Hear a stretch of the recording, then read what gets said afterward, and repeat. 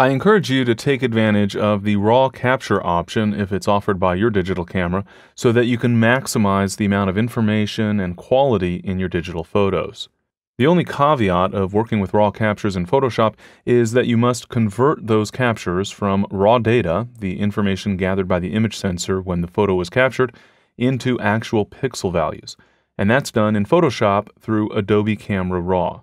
If you open an image that is a RAW capture, I'll go ahead and choose a RAW capture and click the Open button here in the File Open dialog.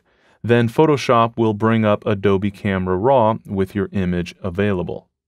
Here we can adjust the various settings related to that capture information, fine-tuning the overall appearance of the image before converting that raw data into actual pixel value.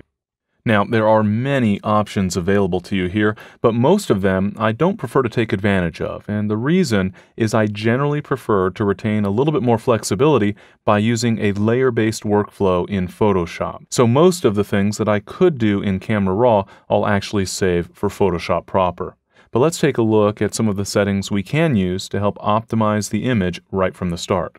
Over on the right side of Adobe Camera Raw, you'll see a panel with a variety of controls, and in fact those controls are divided into individual sections because there are so many controls available to you.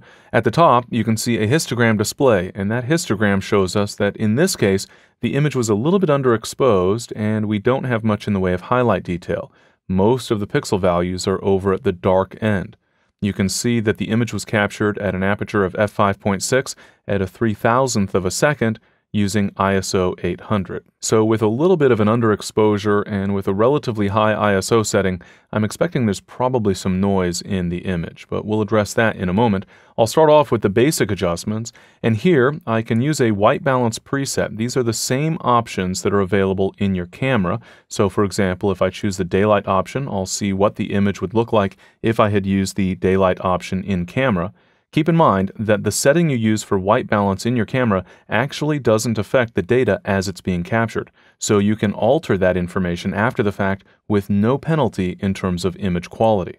A common approach is to use the cloudy or shade option in order to warm up the image, but I find that I generally prefer to adjust temperature and tint manually, adjusting the sliders based on a visual evaluation of the image rather than just working from a preset. So I can drag the temperature slider over to the right to increase the yellow in the image, or to the left to increase the blue. Obviously, I'll want to fine-tune both to neutralize any color cast in the image, but also maybe to warm up the image just a little bit if I prefer that interpretation. I can also adjust the tint, which is a shift between green and magenta, and here I'm usually not thinking about creativity so much as just avoiding any problematic color casts. Next, we can take a look at the overall tonal adjustments, and there are a series of options here that you'll want to take a look at. Exposure is in essence a white point adjustment. As I drag exposure to the right, you'll see that primarily I'm brightening the brighter portions of the image without affecting the blacks too much. Generally speaking, I'll use a clipping preview while adjusting the exposure slider. To enable that, I'll hold the Alt key on Windows or the Option key on Macintosh. Then, as I increase exposure, I'll eventually see pixels start to appear. Those pixels indicate where I'm losing detail in the highlights of the image. Generally speaking, I'll adjust the exposure so that the image is brightened as much as possible, so the highlights are brightened, without losing any detail. So I'll back off until all of those pixels disappear. Of course, we then need to evaluate the image itself because setting the brightest pixel to be essentially white is not always the best approach for every image. It's just a good general practice, at least as an initial adjustment to see where things stand. I'll then typically adjust blacks to check the darkest areas of the image, and here again I can use the Alt key on Windows or the Option key on Macintosh to get the clipping preview display. Generally, I'll want to have no clipping once again, and so I'll adjust the blacks value until the last of those pixels disappear, generally moving to the left until I can see pixels, and then moving to the right until those pixels disappear. Once again, we want to evaluate the overall image to make sure that's producing a good result. But right away, we can see that there's already a considerable benefit to having used raw capture in the first place. Where I had clipped shadows, you can see that I now don't have any clipping for the blacks in the image. In addition to setting the overall white point and black point, we can also fine-tune some of the values in between. I'll oftentimes, for example, adjust contrast just a little bit in my raw conversion. either increasing contrast or decreasing it if I feel that I need to pull out a little bit more detail. In this case, I think a little more contrast would be helpful. I can also adjust the brightness of the overall highlights and shadows, and in some cases, this can really help improve the overall appearance of a photo. Especially shadows, we tend to like having a fair amount of shadow detail, and so I can increase the value for shadows to brighten up the shadows, essentially adding a fill flash type of effect, or I can darken down those shadows if I want more contrast. Here I think I'd like to have a little bit more shadow detail, just to bring out a little bit of extra detail in the feathers. I can also adjust clarity, which is sort of like sharpening. It helps to bring out a little bit more detail and reduce the appearance of haze. A negative clarity can also create an interesting artistic effect, which can be especially nice for portraits and flowers and other photos of that type. In this case, I think I'll increase clarity just a little bit, just to bring out some more of those textures. And I'm also going to increase vibrance, which allows me to bring up the level of colors that aren't too saturated, so giving a little bit more intensity to those colors that could use the most boost.